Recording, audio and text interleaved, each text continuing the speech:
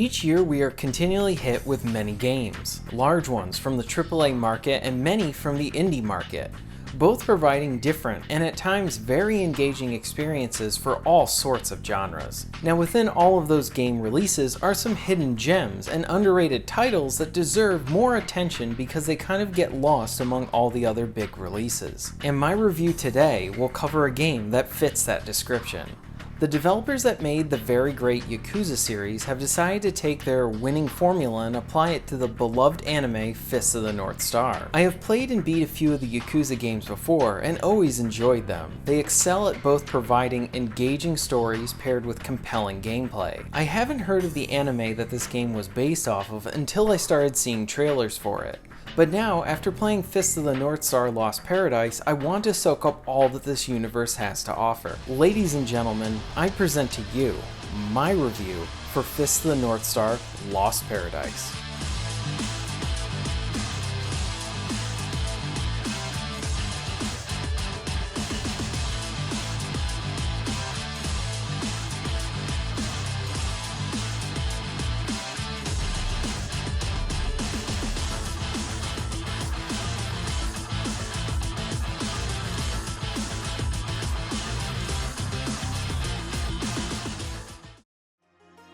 Let's start out with the gameplay. Lost Paradise takes what you would expect from an action game and infuses a bunch of RPG elements into it. You'll spend most of your time in combat and fighting everyone on screen. The combat is fun, stylish, and brutal.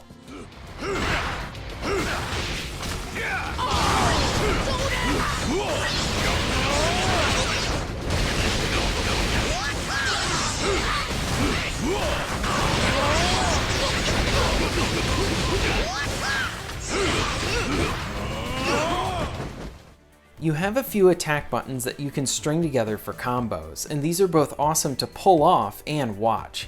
An easy and early combo is how you can unleash an onslaught of quick punches on an enemy and use them as a human punching bag. When you throw a heavy hit in with all those quick hits, you can really feel that impact. Landing a heavy attack can be really satisfying because when you hit someone with it, it can cause someone to go flipping away or flying up into the air. While you have a bunch of offensive options, you can also block attacks and evade as a means to avoid hits. Enemies come in different varieties with normal fighters, range fighters, heavy and small fighters, and a bunch of individuals that will use different weapons to attack you with. What does help to add to the spectacle of the combat is how when you damage enemies, their armor and clothes will get damaged and in many cases rip right off. This gives the fights a more tangible and brutal impact to them. As you damage enemies, they will open themselves up for what is essentially a takedown move. After an enemy has been damaged, you can start a QuickTime event that can instantly kill an enemy, or at the very least, do a lot of damage. What Ken is doing when he's doing this is he's hitting the enemy in a specific pressure point to instantly kill them. Instantly taking down enemies is really satisfying because in many cases you can cut through a lot of them just like butter. And the more involved takedowns are great to pull off because they're very over the top and really bloody.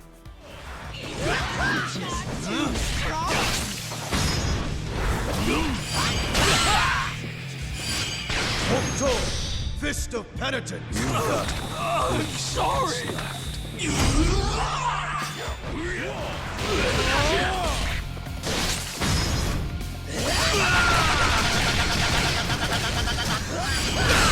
Old Soul, 100 Fist Rush! You're already dead. Don't bother struggling. Hooktoe, Bone Crusher Strike!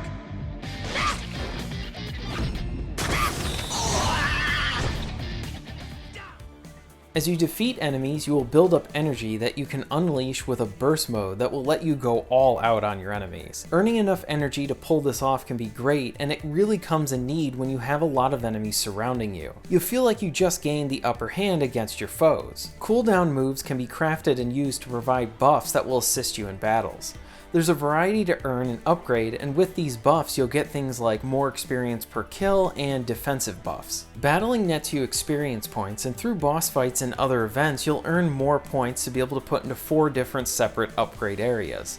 There's loads to unlock and earn, whether it's bettering your attack power, getting new moves, being able to upgrade your burst mode, or being able to have more health. While the fighting and combat will take up a huge chunk of your experience, there are a vast amount of side activities to distract you from the main story missions. You'll have access to an open city hub area that isn't the biggest open world space, but it is one that is just big enough and feels alive and more intimate than many of your open world areas. It's an area that you start to learn, and it starts to have some personal touches to it because of the side encounters that you'll have. As you wander the streets or the open driving areas, you'll encounter people that will need your help. Now, the actual gameplay of these sections will not be anything new, usually involving having to defeat a group of enemies, but the stories help to provide great narrative context to the situations. One story I enjoyed was how you played hide and go seek with a younger kid.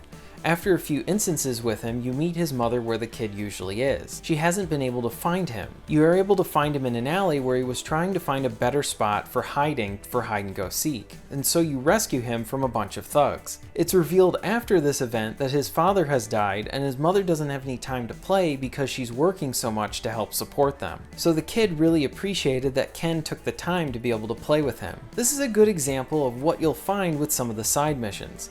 Some of them have some nice emotional payoffs, and then other ones kind of go for a more humorous tone. You will even see story context brought into the bounty hunting missions where the main targets will have some type of interesting backstory or relation to another character. You can also fight in a coliseum for prizes. You'll earn points as you complete fights, and you can trade those in for useful items for leveling up or crafting materials. There's more side activities like being a merchant, running a nightclub, the over-the-top baseball thug hitting game, and my personal favorite, bartending. Shake, shake, shake, shake, shake, shake, shake, shake, shake, shake, shake, shake, shake, shake, shake, shake. Shining shot of death.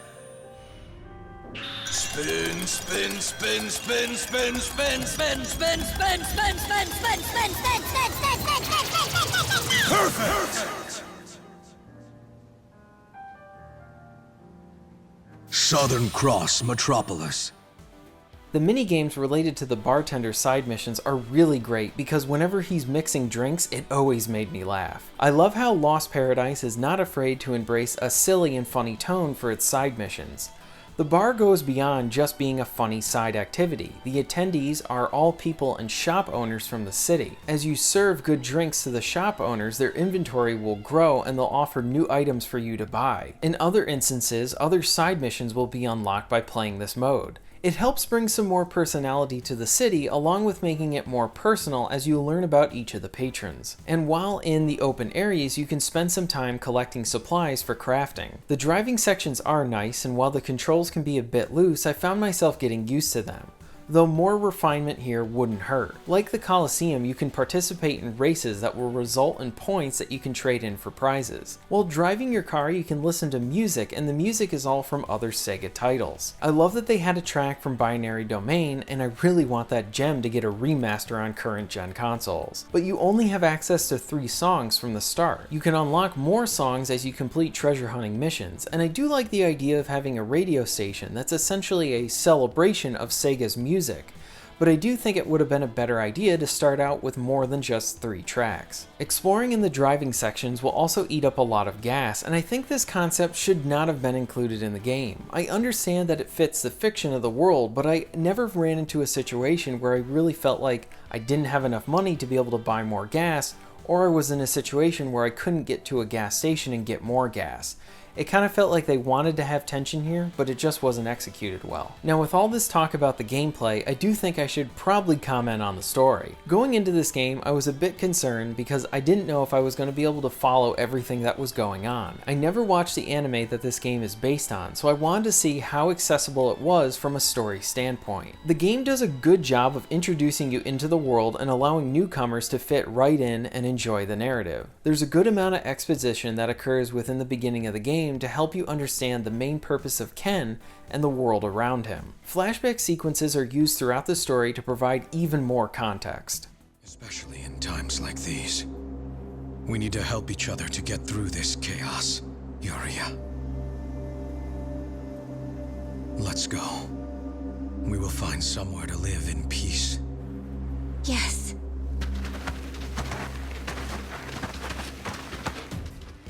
Kenshiro is the main character and he's on a mission to find and rescue his fiancée. He is a skilled martial artist and he's trained to attack your pressure points for efficiency. The campaign definitely gives him some badass moments to really solidify this image of him.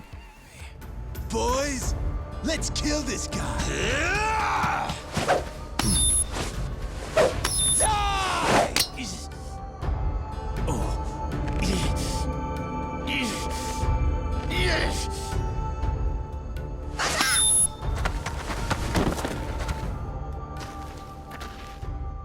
It's too late for you.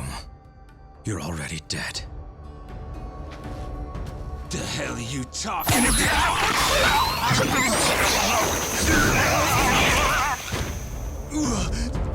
What the fuck? No! Help me!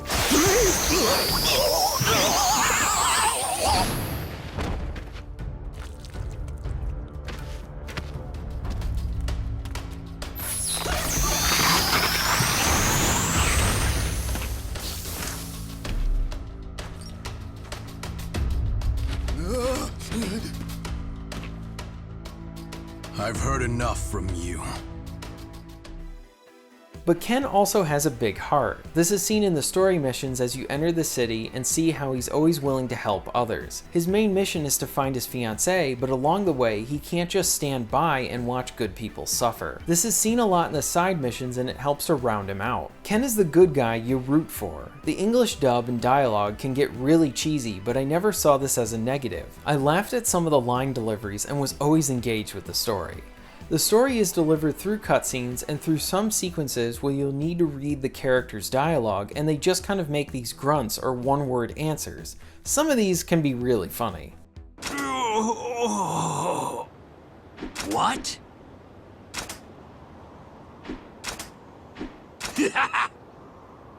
Huh? Hey. What? Overall, I really enjoyed Ken's quest and all the mini adventures that he had along the way. Something I do like is how the narrative kind of affects the city and the gameplay. And what I mean by this is that when you first arrive to Eden, you don't need to worry about random thugs attacking you. But after the city's walls are damaged, the game populates the city with thugs that are able to sneak in through this hole. This is just a small instance of the narrative affecting the gameplay. The story and the city definitely go through their share of big events, and it's nice to see how this affects and shapes the characters. The story is engaging and a fun experience.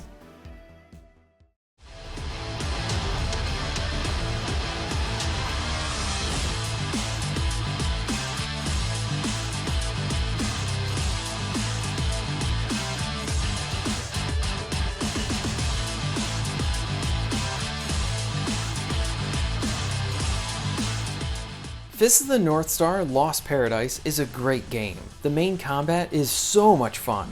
The action is very violent and at times can be rather impressive how many enemies are on screen at once. You'll feel like a god when you're taking down an army of foes. And there's an extreme sense of satisfaction when you land an attack and you hit multiple people and they all die at once. My only real nitpick flaw is how I felt like the game was just a little bit too easy even on the hard difficulty. Though I did see that you unlock an extra hard mode and I think that's one that I'm gonna have to check out. I thoroughly enjoyed my time with these characters and the related fiction. This game is a great way to spark that interest in the series that it's based off of. Following this, I want to play the other games and watch the anime. I think that's a testament to how well done this game is and how compelling the world is. As a newcomer, I would love to hear from people that have watched the anime and then played the game, and I'd like to know if the game actually properly represents the world within the anime.